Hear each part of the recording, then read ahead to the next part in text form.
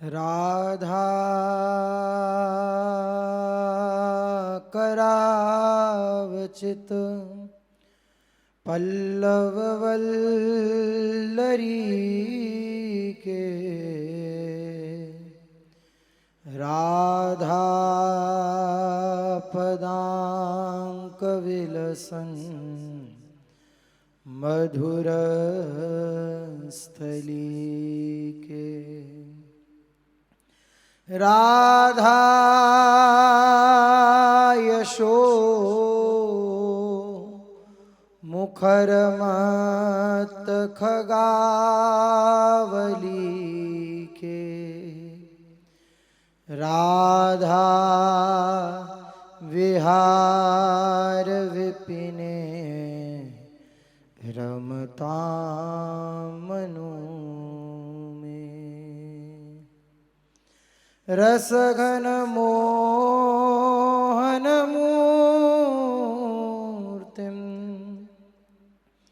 विचित्र केली महोत्सवोल्लसितम राधा चरण विलोडित रुचिर शिखंडम हरिं वंदे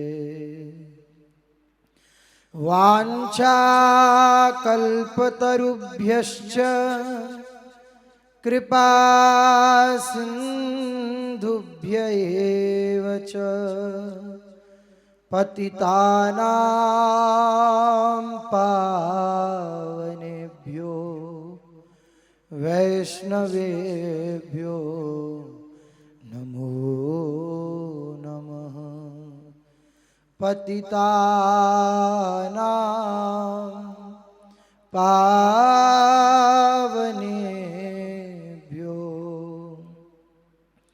वैष्णवेभ्यो नमो नमः। श्री राधा वल्लभ लाल की, श्री सद्गुरुदेव भगवान की। सद्गुरुदेव भगवान की कृपा से पूर्व प्रसंग चल रहा है भक्ति के 64 अंगों का, जिसमें 5 अंगों तक अपने लोग कथन श्रवण कर चुके हैं। इसके पश्चात जो छठा अंग है, बड़ा महत्वपूर्ण अंग है भक्ति महारानी का। भक्ति हृदय में प्रकट होगी तो ये अंग विद्यमान जरूर होंगे उस उपासक के हृदय में।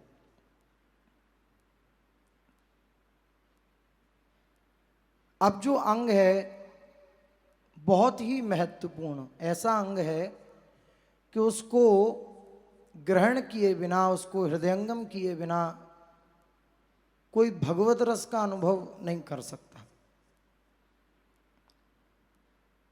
ये अंग है कृष्णार्थे भोगादि त्यागो। श्री कृष्ण प्राप्ति के लिए अर्थात प्रिया प्रीतम की प्राप्ति के लिए भोगादि का त्याग।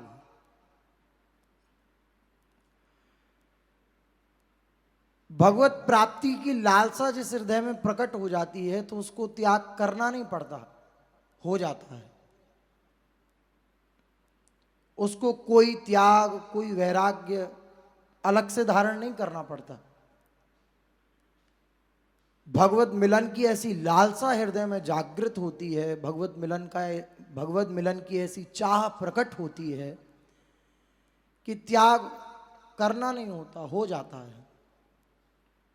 सुहाता ही नहीं कुछ और, केवल उनसे मिलना सुहाता है। उनका दर्श पाने की इच्छा हृदय में उत्कट रूप से विराजमान रहती है। लेकिन जब तक भोगादि का त्याग नहीं होगा तब तक कृष्ण प्राप्ति अत्यंत दुर्लभ है। क्योंकि एक मन है, उन्हीं मन से भोग आदि का हम संसर्ग करते रहें और चाहें कि उसी मन को आनंदित करते हुए भगवत रस में निमग्न कर दें तो असंभव है, वहां से हटना पड़ेगा, तब जाकर के भगवत रस का अनुभव होता है। भोगैश्वर्य प्रसक्ता नाम तया अपहृत चेतसाम व्यवसायात्मिका बुद्धि समाधो न विधीयते। जो भोग और ऐश्वर्य में फंसी हुई बुद्धि है वो समाधि को अर्थात अपने लक्ष्य को प्राप्त नहीं हो सकती। भोग आदि को त्यागना परम आवश्यक है। दुख को दुख समझने पर भोग आदि का त्याग हो जाता है। जो पूर्व चर्चा भी पिछले दिनों में हुई है कि केवल दुख को दुख स्वीकृत करने से, ये दुख है इसको दुख स्वीकार करने से त्याग करना नहीं होता, त्याग हो जाता है। क्योंकि समझ में आ गया कि दुख है, समझ में आ गया कि ये असार है, इसमें सार नहीं है, समझ में आ गया कि ये मृत है, तो अमृत की ओर बढ़ेगा वह जीव जिसको ये संसार मृत समझ में आ गया। सब कुछ मृत है, सब कुछ मृत्यु का ग्रास है। यहां पर व्यक्ति, वस्तु, स्थान, सब कुछ जो भी हम सब देख रहे हैं वह सब मृत्यु का ग्रास है, सब मृत है। अमृत है तो केवल प्रभु, प्रभु का नाम, रूप, लीला, धाम, बस ये अमृत है और कुछ अमृत नहीं है। तो इस अमृत को समझने के लिए, इस अमृत को ग्रहण करने के लिए पहले मृत का त्याग आवश्यक है। जो मृत है उसको छोड़ना आवश्यक है। उसी बात की चर्चा इस अंग में कर रहे हैं। कृष्णार्थे भोगादि त्यागो, भगवान श्री कृष्ण के लिए, भगवान के लिए, प्रभु के लिए भोग आदि का त्याग। बहुत प्रसन्न होते हैं प्रभु जो उनके लिए सब कुछ छोड़ करके उनके चरणों में आ जाता है। और त्याग कोई बाहर का विषय नहीं है, आंतरिक विषय है, अंतर का विषय है। बाहर से हो सकता है कि हम दिखावा कर दें कि हमने सब कुछ त्याग दिया, देखो हमने इतने बड़े बड़े बंगले, इतनी बड़ी बड़ी गाड़ियां, इतने बड़े बड़े नौकर चाकर, सब कुछ त्याग करके और भगवत मार्ग, ये बाहर की बातचीत अलग है। लेकिन अंदर अगर उसको स्वीकार किया हुआ है तो नहीं, बात नहीं बनी। त्याग जो ये शब्द है ये अंतर की वस्तु है।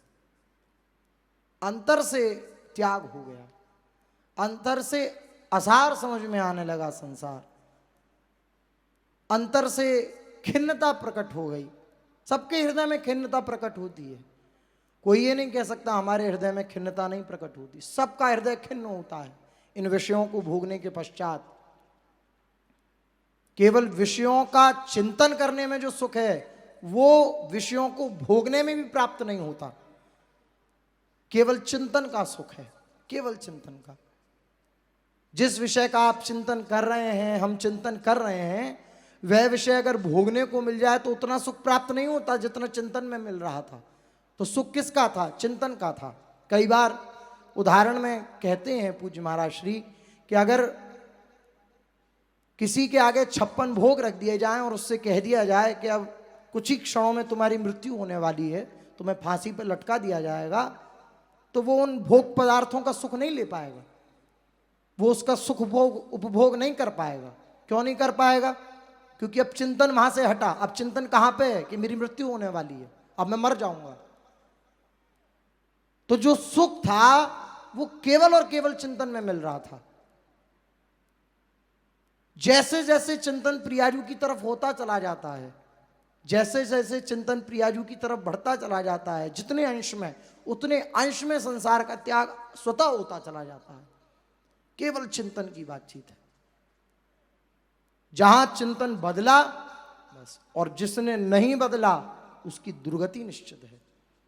जिसने इन भोग आदि को असार नहीं समझा और इसी में लिप्त रहा,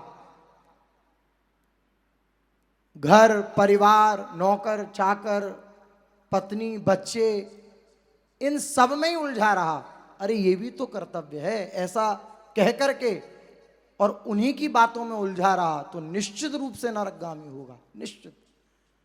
क्योंकि ये संसार नरक में धकेलने के लिए ही है। ये जितने भी मोह आसक्त जीव हैं ये सब नरकगामी होते चले जाते हैं। लेकिन अगर वही मोह भगवत प्राप्त संतों के चरणों में हो जाए तो वही मोक्ष का खुला द्वार हो जाता है। लेकिन जब तक ये बात नहीं आती जीवन में तब तक उसका मंगल नहीं हो सकता। निश्चित सब दुखी हैं, सब परेशान हैं, सब खिन्न हैं, लेकिन कैसे न कैसे अपने मन को मनोरंजन में लगा करके और उस खिन्नता को हटा देते हैं। वरना वो खिन्नता इतनी महामहिमामय है कि वो भगवत प्राप्ति का लक्ष्य पूरा करा सकती है। सबके हृदय में खिन्नता प्रकट होती है, किसी भी विषय को भोग करके, किसी भी व्यक्ति से मिलकर के, किसी भी वस्तु को ज़्यादा भोगने से, किसी भी स्थान पर बहुत ज़्यादा रहने से सबके हृदय में खिन्नता प्रकट हो जाती है।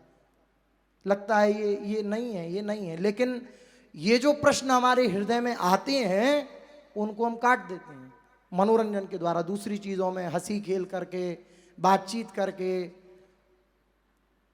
सब यंत्रों आदियों को चला करके उस खिन्नता को हम हटा देते हैं। लेकिन सबके हृदय में वो खिन्नता प्रकट होती है, क्योंकि सार वस्तु जो जीव की चाह है वो आनंद की प्राप्ति है। और आनंद यहां कहीं मिल नहीं सकता, किसी को मिला नहीं, मिल नहीं सकता, मिलेगा नहीं। जब वो चाह हृदय में होती है आनंद की तो सब जगह से खिन्नता होती है एक समय के अंतराल के बाद, लेकिन फिर दूसरी चाह प्रकट हो जाती है, उसमें लग जाता है। लेकिन वही खिन्नता जब बरकरार रहती है, जब हृदय में बनी रहती है, वो खिन्नता ही भगवत प्राप्ति कराने का मार्ग खोल देती है। वही जिज्ञासा प्रकट कर देती है कि अब क्या है ये सब, कैसे मैं इन सब से मुक्त हूं, तो वो बढ़ा देती है। जो देहासक्त है, जो रागासक्त है, जो मोहासक्त है, वो कभी भी सुख को प्राप्त नहीं हो सकता। समाधो न विधीयते, किसी भी प्रकार का उसे लाभ नहीं मिलेगा। श्री कपिल भगवान देवहूति जी से कह रहे हैं कि जो देह गेह में आसक्त हैं उनकी क्या गति होती है। भगवान की प्राप्ति के लिए जिन्होंने संसार का हृदय से त्याग नहीं कर दिया उनकी क्या गति होती है, ये करना पड़ेगा। क्यों भगवत रस का अनुभव हम लोगों के हृदय में नहीं हो पाता? मात्र इसका कारण यही है क्योंकि विषयों के प्रति जो आशा बुद्धि बनी हुई है कि शायद कभी मिल जाएंगे, वह बुद्धि हमें प्रभु से मिलने नहीं दे रही, उनका आनंद नहीं लेने दे रही। देहासक्त, रागासक्त, मोहासक्त, क्या गति होती है उसकी? श्री कपिल भगवान कह रहे हैं, यम यमर्थमुपादत्ते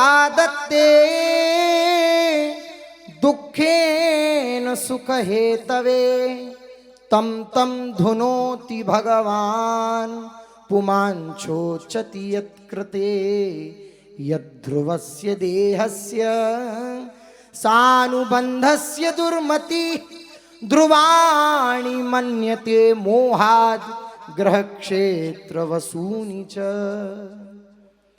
जीव सुख की अभिलाषा से जिस जिस वस्तु को बड़े कष्ट से प्राप्त करता है, देखो संसार में कितने कष्ट से लोग लगे हैं।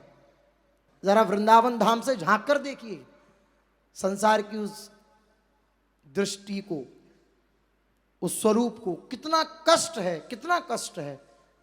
दिन रात उसी जलन में लगे पड़े हैं। भगवान कपिल देव जी कह रहे हैं जीव सुख की अभिलाषा से, क्या अभिलाषा है इन सब कृत्यों के पीछे? सुख की अभिलाषा है। जिस जिस वस्तु को बड़े कष्ट से प्राप्त करता है उसी उसी को भगवान काल विनष्ट कर देते हैं।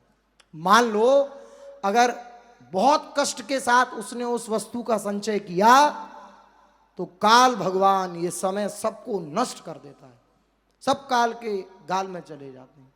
कितने कितने बड़े बड़े राजा महाराजा हुए, सब काल के गाल में चले गए, कोई किसी को नहीं जानता। केवल नाम अमर है तो केवल दो का, एक प्रभु और प्रभु के निज जन, बस। देखो ध्रुव जी कब हुए? सतयुग में, लेकिन आज भी उनका यश गाया जाता है। कौन ऐसा है जो ध्रुव जी के विषय में, प्रहलाद जी के विषय में ना जानता हो? लेकिन बड़े बड़े राजा महाराजा जो अनेकों रानियां पटरानियां महल और कितने बड़े बड़े खजानों को छोड़ के चले गए, उनको कोई नहीं जानता। सब अतीत में दब गए, सब काल ने विनष्ट कर दिया सबको, सब काल के गाल में चले गए। तो बड़े कष्ट के साथ कितनी वस्तुओं को उन्होंने संचय किया, इकट्ठा किया, और भगवान काल ने उनको नाश कर दिया, उनका नाश कर दिया। अब जब भगवान काल ने उसका नाश किया तो बड़ा शोक होने लगा। मेरा अमुक मुझसे छूट गया, मेरा अमुक मुझसे छूट गया, मेरे धन की हानि हो गई, मेरा पुत्र मुझसे छूट गया, मेरी पत्नी मुझसे छूट गई, आदि आदि कितना क्लेश, जब काल भगवान ने उसको नष्ट कर दिया। इसका कारण यही है कि ये मंदमती जीव अपने इस नाशवान शरीर तथा उसके संबंधियों के घर खेत धन आदि को मोहवश नित्य मान लेता है। कभी कोई धन इकट्ठा करते हैं, कभी कोई वस्तु इकट्ठी करते हैं, कभी कोई घर खेत आदि हमारे जो होते हैं, कभी सोचते हैं हम कि ये सब हमसे छूट जाएंगे। अगर ये सोच उत्पन्न हो जाए तो निश्चित रूप से त्याग अपने आप हो जाएगा, क्योंकि पता है सबको कि एक दिन सब कुछ छूटना है, लेकिन ये स्थिर भाव नहीं है हृदय में। ये सब क्यों वह कष्ट भोगता है? क्योंकि उसने अपने घर, अपनी जमीन, अपने धन, अपने पुत्र पौत्र आदियों को मोहवश आसक्तिवश नित्य मान लिया। नित्य प्रभु हैं, लेकिन उसने संसार को नित्य मान लिया। अब उसने जब नित्य धारणा बिठा रखी है कि संसार नित्य है, ऐसा उसने हृदय में धारणा बिठा रखी है, तो जब उससे ये सब बिछड़ता है तो उसे कष्ट होता है, उसे बहुत दुख होता है। दुख का मात्र यही कारण है। जय श्री हरिवंश प्रपंच विषय रस मोह के कारण ये सब होता है। इस संसार में ये जीव जिस जिस योनि में जन्म लेता है उसी में आनंद मानने लगता है और उससे विरक्त नहीं होता। जिस जिस योनि में जाता है, जिन जिन योनि में अपने लोग गए, वहां पूर्ण आनंद में थे। छोटी से छोटी कीड़े मकोड़े की योनि या बड़ी से बड़ी कितने भी बड़े विशाल पशु पक्षी की योनि, वहां जाकर के हम आनंदित हैं, उसी योनि में आनंदित हैं। वो तो प्रभु ने खींच करके मनुष्य जीवन दिया कि हम इस भव सागर को पार कर जाएं, वरना हम सब जगह आनंद मानने लगते हैं, सब जगह आसक्ति कर बैठते हैं। यह भगवान की माया से ऐसा मोहित हो रहा है कि कर्मवश नार की योनियों में जन्म लेने पर भी वहां के विष्ठा आदि भोगों में ही सुख मानने के कारण उसे छोड़ना नहीं चाहता। जहां जहां जिस जिस योनि में जाता है बस वहां वहां सुख मानने लगता है। वहां के कह रहे हैं भगवान कपिल कि विष्ठा आदि जो भी उसे मिलता है उसी को सुखपूर्वक वह ग्रहण करता है, कभी उसे छोड़ना नहीं चाहता। यह मूर्ख अपने शरीर, स्त्री, पुत्र, ग्रह, पशु, धन, बंधु बांधवों में इतना आसक्त हो जाता है कि उनके संबंध में नाना प्रकार के मनोरथ करता हुआ अपने को बड़ा भाग्यशाली समझता है। देखो संसार में हमारे बच्चे ऐसे, हमारा ये ऐसा, हमारा इतना बड़ा खेत, हमारे इतनी बड़ी जायदाद, कितने कितने विषय हैं और लोग इसमें आनंदित होते हैं, सुख का अनुभव करते हैं। मृत्यु के समय बड़ी बड़ी दुर्दशा होती है ऐसे लोगों की, बहुत दुर्दशा होती है। इनके पालन पोषण की चिंता में जो उसने इकट्ठा किया, पति पुत्र आदि, जो भी पशु आदि जो भी उसने इकट्ठा किया, उनके पालन पोषण की चिंता में पूरी रात वही चिंता, कैसे पालन पोषण हो। दुर्वासनाओं से दूषित हृदय होने के कारण यह मूढ़ निरंतर इन्हीं के लिए तरह तरह के पाप करता रहता है।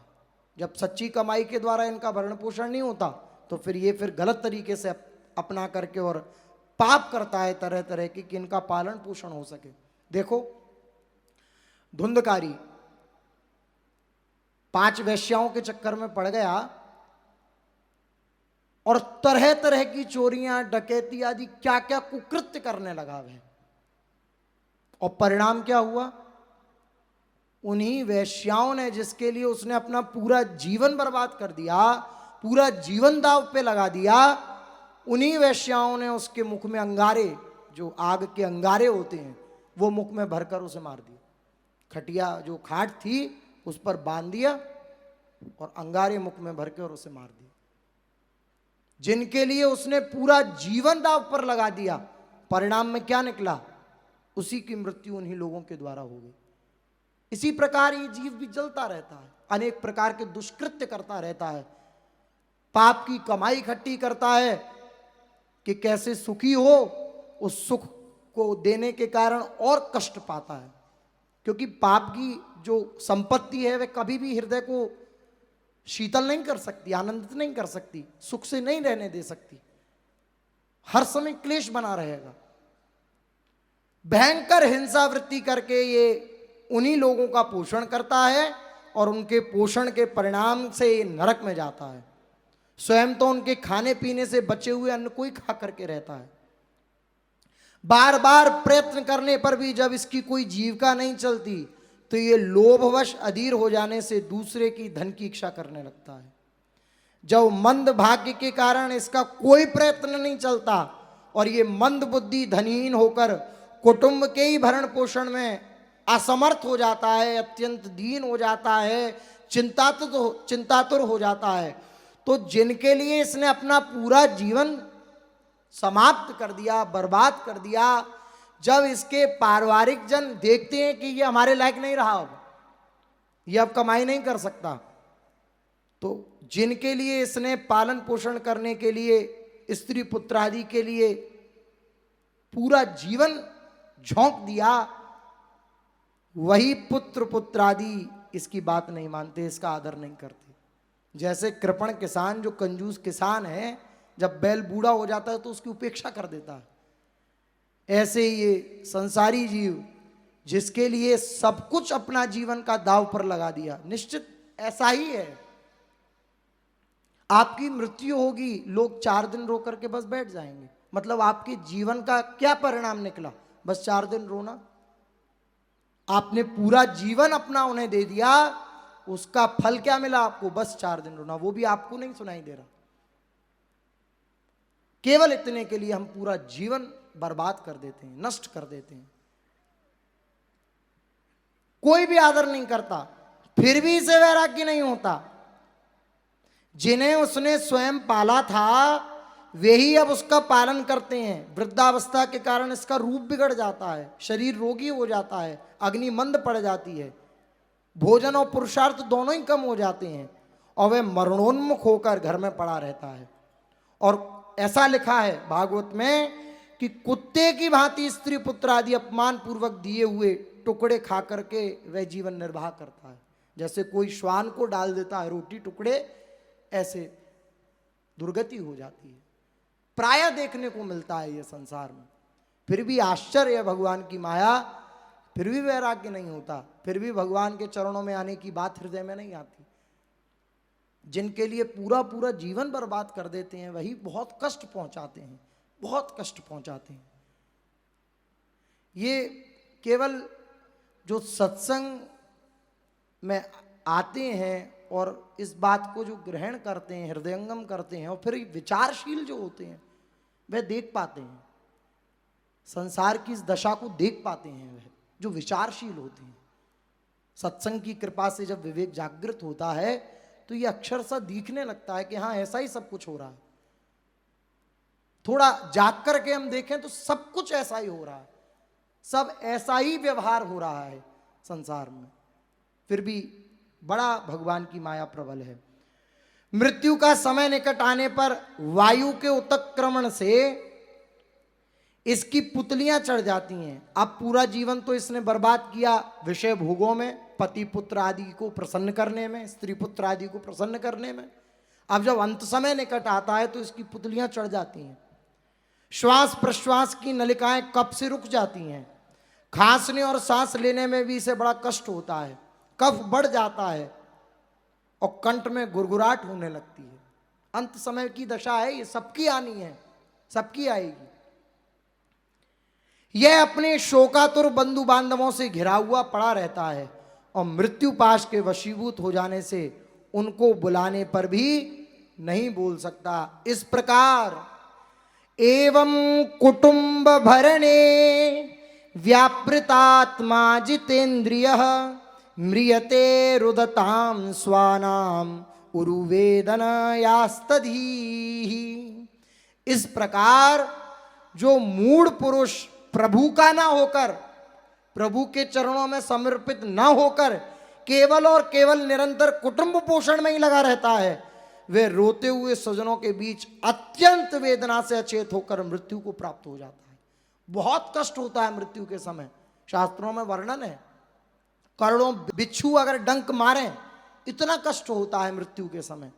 उन्हीं कुटुंब के बीच में उन्हीं की याद करता हुआ, उन्हीं का स्मरण करता हुआ, क्योंकि पूरे जीवन भजन तो किया नहीं और जहां जाना है वहां की तैयारी नहीं, तो कैसे उसकी चित्त की दशा होगी। पूज्य महाराज श्री उदाहरण देते हैं कि जैसे किसी देश में हम रह रहे हैं, मान लो भारत देश में अपने लोग रह रहे हैं, और यहां से कह दिया जाए कि आपको इतने दिन में ये खाली करके और जाना है यहां से, और जहां आपको जाना है वहां की आपकी कोई तैयारी नहीं, ना वहां आप किसी को जानते हैं, ना आपका वहां कहीं घर है, ना बंगला है, कुछ नहीं है।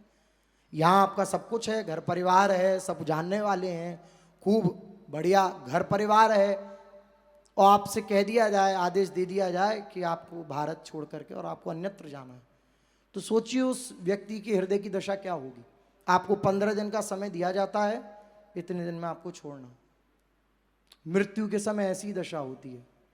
यहां तो भी 15 दिन का समय दिया जा रहा है, लेकिन वहां समय नहीं मिलता। क्या पता है अगले क्षण मृत्यु हो जाए, और जहां जाना है वहां की तैयारी नहीं है, वहां हम किसी को जानते नहीं हैं, वहां की कोई तैयारी हमने नहीं करी, यहीं हम आसक्त चित्त हैं, तो मृत्यु के समय ऐसी दशा होती है जैसे उस व्यक्ति की दशा होती है जो परदेश जाएगा। ऐसी दशा होती है, अत्यंत कष्ट। जिसने अपना पूरा जीवन इस कुटुंब को पालने में लगा दिया, भगवान के लिए सब कुछ त्याग करके प्रभु के चरणों में समर्पित नहीं हुआ, उसके हृदय की ये दशा होती है। बड़ा कष्टप्रद जीवन होता है, और मृत्यु के समय भी वे कष्ट भोगता हुआ, उन्हीं की याद करता हुआ, और मृत्यु का ग्रास हो जाता है। इस अवसर पर उसे लेने के लिए भगवान के पार्षद नहीं आते। अत्यंत भयंकर रोष युक्त नेत्रों वाले जो यमदूत हैं वे आते हैं। रोष युक्त मतलब क्रोध से युक्त उनके नेत्र होते हैं, लाल लाल, वो यमदूत आते हैं। क्यों क्रोधित होते हैं? देखो, यमराज महाभागवत हैं। धर्मराज श्री यमराज जी ये महाभागवत हैं। ये अपने दूतों को भेजते हैं कि इसको क्रोध दिखाओ। क्यों दिखाओ? पूरे जीवन भजन नहीं किया, प्रभु का हुआ नहीं, कुटुंब के भरण पोषण में लगा रहा, अब इसे कष्ट दो, इसको इसका भोग दो, लेके आओ इसे। तो क्रोध युक्त होकर के भयंकर यमदूत आते हैं। उन्हें देख करके वे भय के कारण मलमूत्र का त्याग कर देता है। वे यमदूत उसे यातना देह में डाल देते हैं। ये देह जो पंचभौतिक है, इससे निकाल करके उसे यातना देह होता है एक, उसमें डाल दिया जाता है।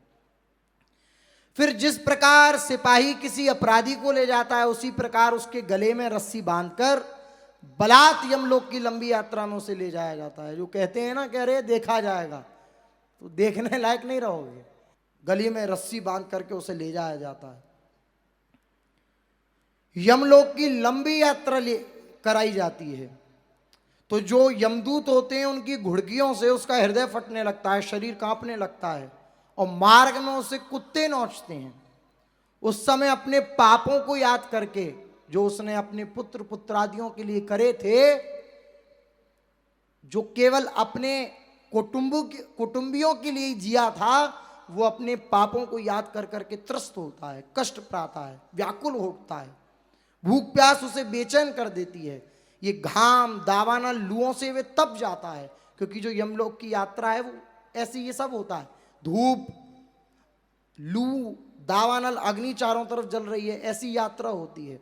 ये इसलिए भागवत में वर्णन कर रहे हैं कपिल भगवान कि थोड़ा भयभीत होकर के ही हम प्रभु की शरण में चले जाएं, संसार को असार मानने लगें। ये संसार में हमारा कोई नहीं है, इन भोगों को हम नाशवान माने, इन भोगों को सार रहित माने, इसलिए ये सब चरित्र कहे जाते हैं। ऐसी अवस्था में जल और विश्राम स्थान से रहित उस तप्त बालुका में मार्ग में जब उसे एक पग आगे बढ़ने की भी शक्ति नहीं रहती। अब तप्त बालू है, सोचो यहाँ की धूप, जब कोई बालू तप जाती है चलने में कितना कष्ट होता है, और यमलोक का जितना रास्ता है वो ऐसा ही है तप्त बालुका में। अब बड़ा कष्ट होता है उसे। अब वो कष्ट के मारे चल तो पाता नहीं, तो एकदम धड़ाम से गिर जाता है। तो यमदूत बहुत कठोर हैं, दया नहीं होती उनके हृदय में, तुरंत उसके पीठ पर कोड़े बरसाने चालू कर देते और तुरंत वे कष्ट से फिर चलने लगता है। जहां जहां वे थक कर गिरता है, मूर्छा आ जाती है, चेतना आने पर फिर उठता है। इस प्रकार अति दुख में अंधेरे मार्ग से अत्यंत क्रूर यमदूत उसे शीघ्रता से यमपुरी को ले जाते हैं। ये यात्रा हो रही है मृत्यु लोक से यमपुरी की। यमलोक का मार्ग 99,000 योजन का है, 99,000 योजन। इस लंबे मार्ग को 2-3 मुहूर्त में उसे ये रास्ता तय किया जाता है, 99,000 योजन का। इसलिए भैया, जय श्री हरिवंश नरक गति दुर्भर यम द्वारे कटियत नख छीके, बड़े भाग्यशाली हैं अपने जंतु श्री जी ने अपना लिया है। बस अब पूर्ण रूपेण जो भक्ति का अंग है उसको पूर्ण रूपेण हृदय में हृदयंगम करके, कि इन सब का त्याग करके हृदय से इनको अपना न मान करके प्रभु के चरणों में भाग पड़े तो बच जाएंगे, वरना बड़ा कष्ट में है। ये जो संसार के प्रति हमारा आकर्षण है कि ये लोग सुखी हैं, हम लोग बड़े, साधक के हृदय में कभी कभी ये बात आ जाती है, तो निश्चित सुन करके ये सब हृदय में धारण करें कि भले ही सुखी दिख रहे हैं लेकिन इनके जो परिणाम होगा वो अत्यंत दुखमय होगा। लेकिन हम भले ही अभी हृदय में जलन, क्योंकि विषय आकर्षण है इसलिए जलन सहन कर रहे हैं, लेकिन हमारा परिणाम प्रियाजू के चरणारविंद होंगे। इस बात से हम आनंदित रहें, इस बात से हम प्रसन्न रहें। इन सब को सुनकर के उनके प्रति आकर्षण कम हो जाएगा, भोगों के प्रति लालसा कम हो जाएगी। इसलिए शास्त्रों में ये सब वर्णन किया गया। वहां उसके शरीर को धधकती लकड़ियों आदि के बीच में डाल करके जलाया जाता है। अच्छा, यातना देह है तो मर तो सकते नहीं हो, यातना देह मर नहीं सकता। कहीं स्वयं और दूसरों के द्वारा काट काट कर उसे अपना ही मांस खिलाया जाता है, उसी के शरीर से काटा जाता है मांस, उसे खिलाया जाता है। और यमपुरी के कुत्ते, यहाँ के नहीं मृत्यु लोक के, यमपुरी के और भयानक भयावह कुत्ते हैं। वहां के कुत्ते गिद्धों के द्वारा जीते जी उसकी आंतें खींची जाती हैं। सांप, बिच्छू, डांस आदि डसने वाले, डंक मारने वाले जीव उसकी शरीर को पीड़ा पहुंचाते हैं। शरीर को काट काट कर टुकड़े किए जाते हैं, उसे हाथियों से चिरवाया जाता है, पर्वत शिखरों से गिराया जाता है, जल या गड्ढे में डाल करके बंद कर दिया जाता है। अच्छा, यातना देह है तो वहां मृत्यु होनी नहीं उस देह में।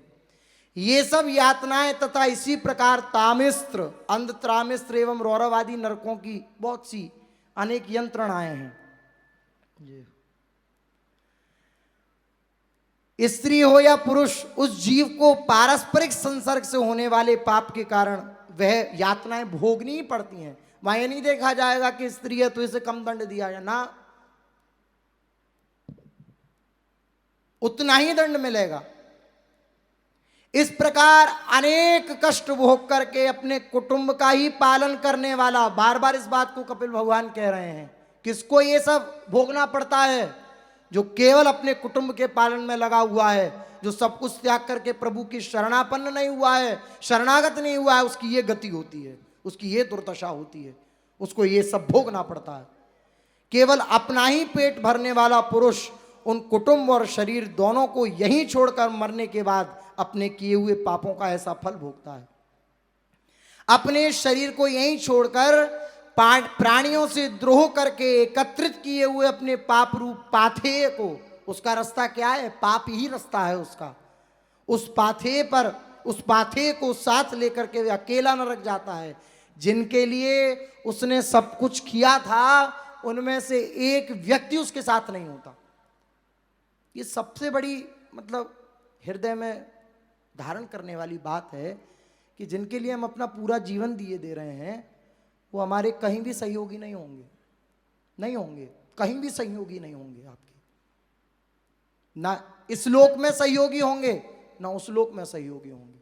इस लोक में कैसे, आपको कितना भी कष्ट हो रहा है, शरीर में पीड़ा हो रही है, मान लो कोई रोग हो गया भयंकर, तो आपके उस रोग में आपके साथ कौन है कोई भी जिनको आप प्यार करते हैं, जिनसे आप लगाव किए हुए हैं, जिनके द्वारा आप आ सकते हैं, है कोई ऐसा? या मरने के बाद तब आपके साथ कोई हो, हमारे साथ कोई हो? बिल्कुल बिल्कुल कोई साथ नहीं होता, कोई साथ नहीं होता। इसलिए ध्रुवदास जी कह रहे हैं, श्री राधा वल्लभ लाल बिनु तेरो को ना। ये इतनी सी बात अगर हृदय में आ जाए तो त्याग करना थोड़ी पड़ता है, त्याग हो जाता है। श्री राधा वल्लभ लाल के बिना मेरा कोई नहीं है, मेरा आपके सिवा कोई नहीं है। श्री जी आप करुणामयी हो, मुझे स्वीकार किया है, निभा लेना।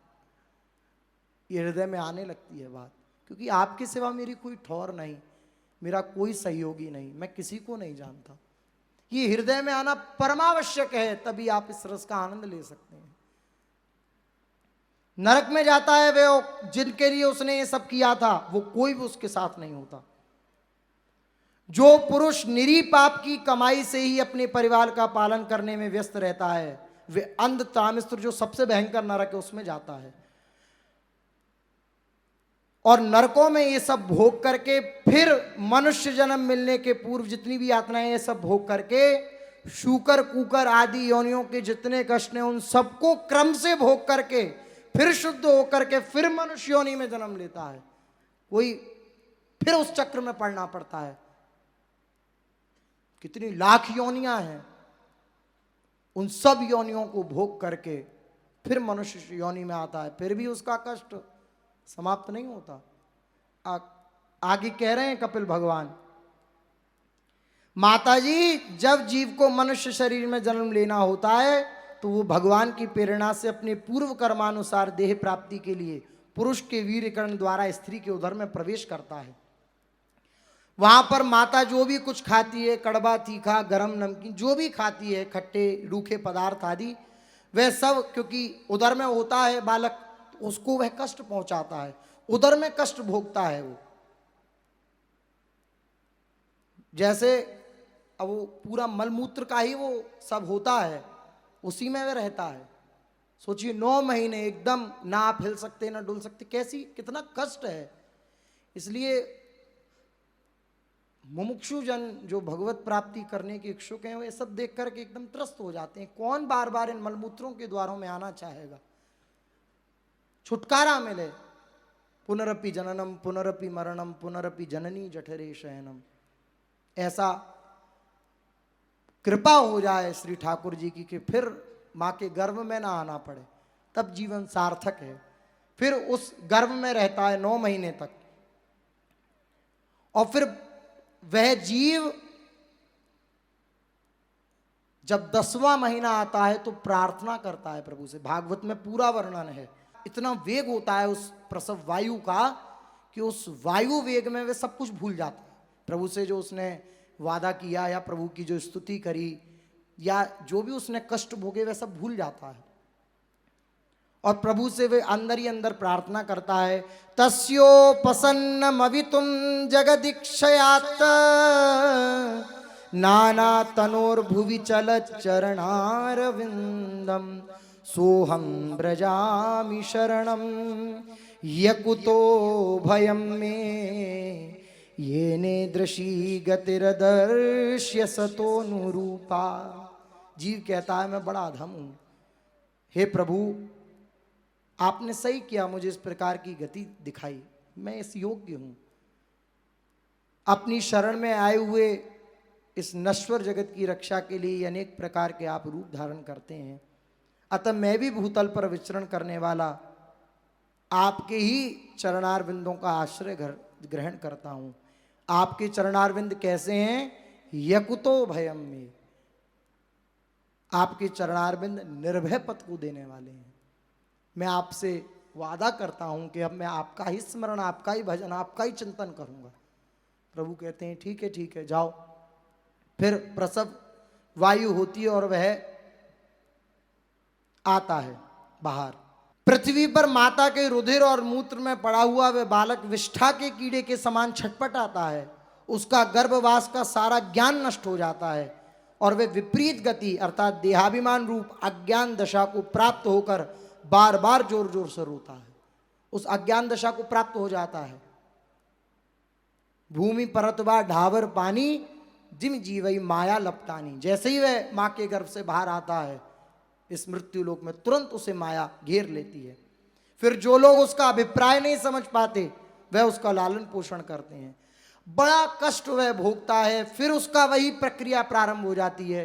थोड़ा बड़ा होता है तो स्कूल में अर्थात विद्यालय में शिक्षकों की डांट खाता है, घर में माँ बाप की। फिर इस प्रकार से दुख बढ़ता चलाता आता है और बड़ा होता है। फिर उसका विवाह आदि संस्कार होता है।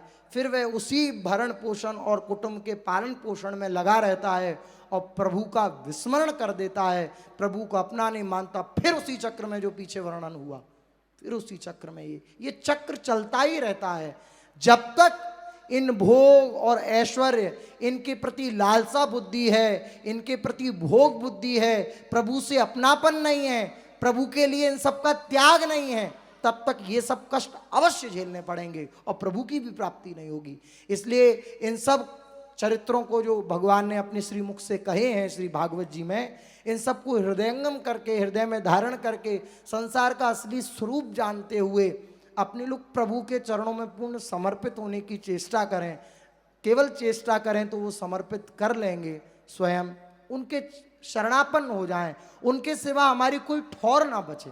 जैसे कल पूज्य महाराज श्री कह रहे थे, कोई ठौर ना रह जाए, उनके सिवा हमारा कोई कहलाने वाला ना रह जाए।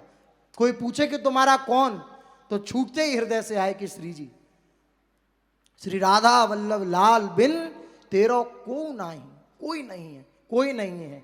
इसलिए श्री ठाकुर जी के लिए, प्रिया प्रीतम के लिए, उनका अनुभव करने के लिए, उनके आनंद का अनुभव करने के लिए हृदय से हम इन भोग आदि विषयों का त्याग कर दें, ये इस अंग में कह रहे हैं। श्री राधा वल्लभ लाल की जय।